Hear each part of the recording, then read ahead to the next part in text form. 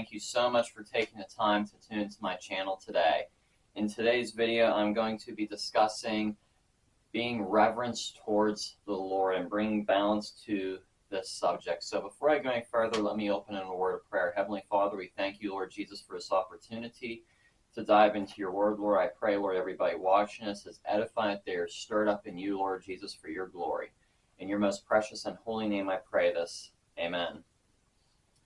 So reverencing God is very important because we need to be people that bring reverence and honor to the Lord, that we respect the Lord, and that we live holy lives out of that reverence.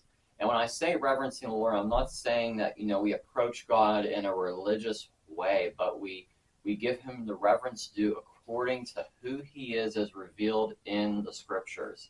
And, it's easy to go along with mainstream Christianity, which I don't go along with much of mainstream Christianity at all, because a lot of it's unbiblical. Jesus even said that the way is narrow and the way is Jesus Christ. But there has been so many distortions within Christianity over the course of history through religion and man-made doctrines and traditions. And it has caused a lot of confusion and a lot of things that are unbiblical to go on in the name of Christianity. And, we have to be people that are led by the Word of God rather than people that are led by what's popular in the name of Christianity. And just because it has the Christian logo on it does not mean that it is in line with the Word of God. So when we reverence God, we give him the respect, we give him the honor that is due, because Jesus even said that those who will worship him in spirit and in truth. We are not to be worshiping up a God made up in our own image. We are to be worshiping up the God of the Bible. God has preserved his word over the course of human history. The word is infallible, 100%. There are no doubts with anything in the Bible. People might try to say, well, there's contradictions in the Bible. No, there is not. Number one, your spiritual eyes have to be open to read this book. This is not an academic book. This is a spiritual book, and your eyes have to be open. You have to be born again to understand this. You have to have a new nature put inside of you. You have to have the Holy Spirit to understand this book. That is the Word of God, and it has the power to change. So let's first go to Exodus chapter 3 here, Exodus chapter 3. And we're going to look at verse 5 in Exodus chapter 3. And this is God dealing with Moses here in verse 5 of chapter 3 of Exodus in the New King James Version. And it says, "Then he said, 'Do not draw near to this place. Take your sandals off your feet, for the place where you stand is holy ground.'" This is so important here because, God was making a distinction when Moses was going to be standing before the Lord. When he was going to be standing before the Lord, and it wasn't to make Moses afraid of approaching God, that he wouldn't want to approach him, but that Moses would give him the reverence due, because he is a holy God. He is a consuming fire. It tells us in Scripture. We see, in the Old Testament, the account of the burning bush encounter, and we see many times, I believe it's in Hebrews, where it says our God is a consuming fire. And also our God is love. And those two go hand in hand. All the attributes of God go hand in hand. But he said to Moses here, "Take off your sandals off your feet, for the place where you stand is holy ground." And we have to realize, the New Testament tells us that us as believers, we are the temple of the Holy Spirit, and we need to treat our bodies like that is so. We need to honor God in our lives, in every aspect of our lives, in our priorities in life, and what we allow in our mind, and what we do to our bodies. We need to give God the honor with our bodies, because we are purchased with a price. And then in Leviticus here, chapter 19, and we're going to be getting to some New Testament scriptures here as well, but Leviticus 19 verse 30 says, "You shall keep my Sabbaths and reverence my sanctuary. I am the Lord." So it talks about reverencing the sanctuary. And I believe, in the New Testament, God dwells with us. when we're born again, he comes and dwells inside of us. But at the same time, I believe we are to give reverence to the Lord in the sanctuary, in our church buildings. There's so many things that go on in churches that are unbiblical. And we have to ask ourselves, are we allowing things in the church that are unbiblical, that do not honor God, that do not bring him reverence? The churches should not be a social hall. They should not be a social hall or a sports club. The church is a place for the word of God to be preached, for God to be glorified, and for God to be worshipped. Anything outside of those things, and of course for fellowship, but anything outside of those things does not belong in the house of God, within the local church. You don't see in the New Testament or even within the early church them having, egg hunts or trunk or treats. Why mix the pagan with the things of God? And it tells us here, importantly, in Proverbs chapter 9, one of my favorite parts of Proverbs, Proverbs 9, verse 10, the fear of the Lord is the beginning of wisdom, and the knowledge of the Holy One is understanding. So if you want to have wisdom, you have to fear God. You have to have reverence towards God. You have to honor him. That means that you live your life following the Lord. That's how you live in wisdom and knowledge. And secondly, if you go back to Psalms 111, Psalms 111, verse 10, it kind of expounds upon this. The fear of the Lord is the beginning of wisdom. A good understanding have all those who do his commandments. His praise endures forever. So, we have to obey God's commands to fear him. One of the fruits of following the Lord and fearing him is obeying his commandments. And we give him praise every day forever. On this earth and on the other side of eternity, heaven isn't going to be some party, as, Hollywood portrays. It's going to be constant, ongoing worship of God.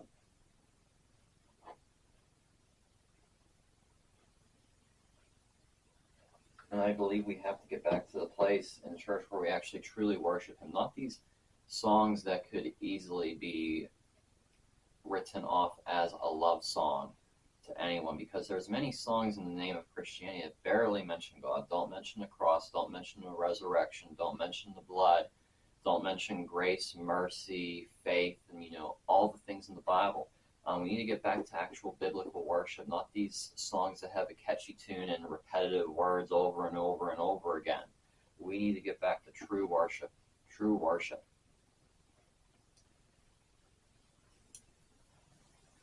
In 1 Samuel chapter 12 and verse 24.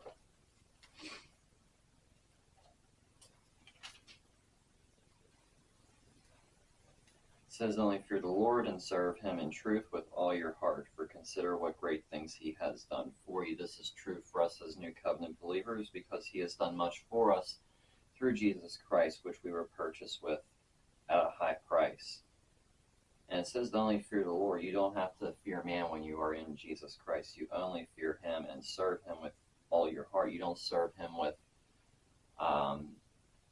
wanting to get something from God. There's many people think, if I serve God, I'll, grow financially or have this miracle in my life. No, you have to serve him wholeheartedly with a pure heart.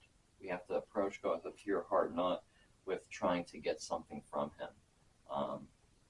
And it's very wrong to go before the Lord or to serve him with impure motives. We have to come to him with pure motives, and when, before we serve him, before we come to him in worship and reading his word, we need to pray before the Lord to ask him to cleanse our minds, help us to have pure intentions, pure motives, because the lusts of the flesh are going to try to war against us when we do spiritual things.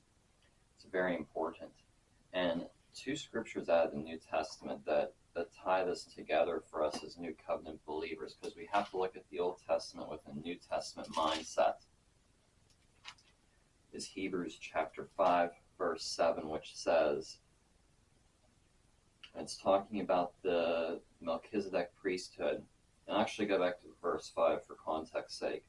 So also Christ did not glorify himself to become a high priest, But it was also he who said to him, "You are my son, today I have begotten you." As he says in another place, "You are a priest forever according to the order of Melchizedek, who in the days of his flesh, when he had offered up prayers and supplications with vehement cries and tears to him who was able to save him from death, and was heard because of his godly fear." This is so powerful here. Jesus was one who prayed. We see that he led an example of a lifestyle of prayer, and he reverenced the Father while he was here on earth doing his earthly ministry and became the perfect sacrifice for us.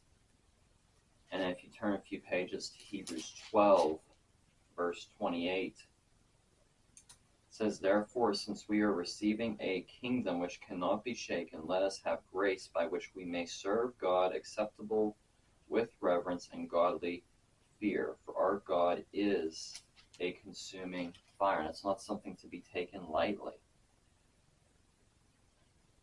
We have to realize that the kingdom of God cannot be shaken. That's why we have to reverence our Lord in an acceptable way when we serve him.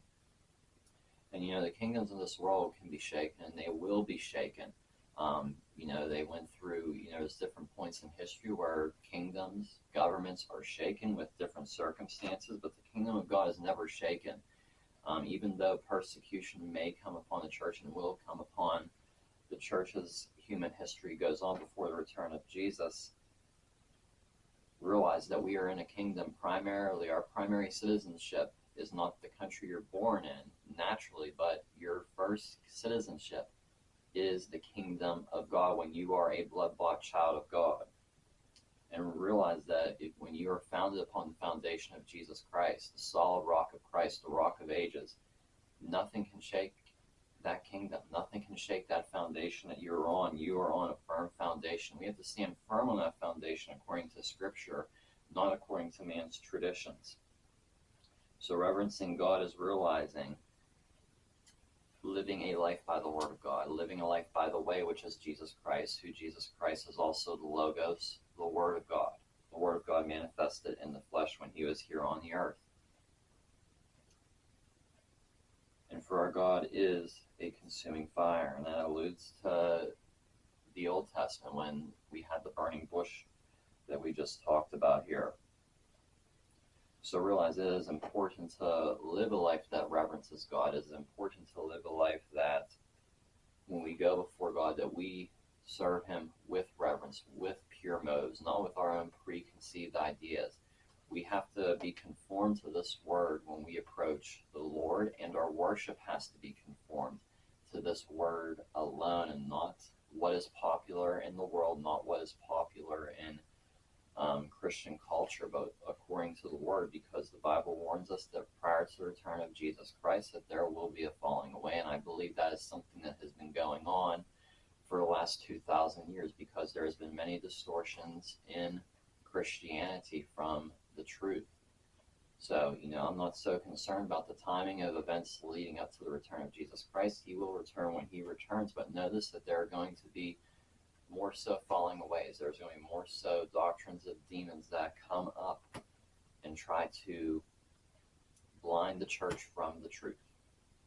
So that is all I have for today. I hope this has blessed you. Be sure to hit the subscribe button down below and give this a thumbs up and give this a share as well. God bless you and have a great week. Okay, and if you would like to learn more about me and check out my other teachings as well as blog posts, you can go to my website, steadfast-ztm.com. I post on there regularly, and you can also subscribe to a newsletter. There is a page there to look at missionaries I would encourage you to donate to as well as other links to other teachers of the Word of God that I personally follow myself, and I encourage you to follow as well. And there's some other resources on there for Christian living and studying the Word of God. Additionally, I have a devotional available on the fruits of the Spirit. The print version is currently $7 and the ebook version is $2. I highly encourage you to check that out. It is a very fundamental teaching, and it's very easily laid out for you to understand and apply to your life. Also, I would like to encourage you to pray for CMI Global. I'm a part of that ministry fellowship there. I'm credentialed through them, and CMI Global is a ministry fellowship that helps equip and establish and strengthen the local church. So please join me in praying for leadership as well as provision and blessing for all the other ministers and churches within CMI Global. And the website cmiglobal.info is available for more information, or if you would like to donate to them. Also like to talk to you about the School of Discipleship through endurehardship.org/SOD, which is where you can check it out. I attended this program, and I'll be a graduate of this 2-year program as of May, at the end of May 2023. If you are looking for sound Christian teaching and discipleship, I highly encourage you to check this program. You can do it from anywhere. They do weekly Zoom meetings for you if you enroll, and the teachings are awesome. They will help strengthen your walk with the Lord and help you build a lifestyle of discipleship, which is very important. This is for anybody, whether or not you want to be in ministry or not. I believe this is crucial for any Christian. There is just so much given in this school here. It has touched my life, and I know it has touched others, and it's led by Dr. J.P. Price. You can find out more about this school here. I'd highly encourage you to check it out. It's very affordable, very reasonable. Again, I would highly encourage you to check this out, and I'm sure it will be a blessing for you as well, and share it with others. You might know somebody that wants to go through discipleship or go through some training to be better prepared for ministry. This is the place to do it at, and Dr. J.P. Price and the other instructors with this program do a very good job of pouring into all the students. I know it has helped me, and I trust it will also help others and be a blessing to others, and God is definitely using this program here.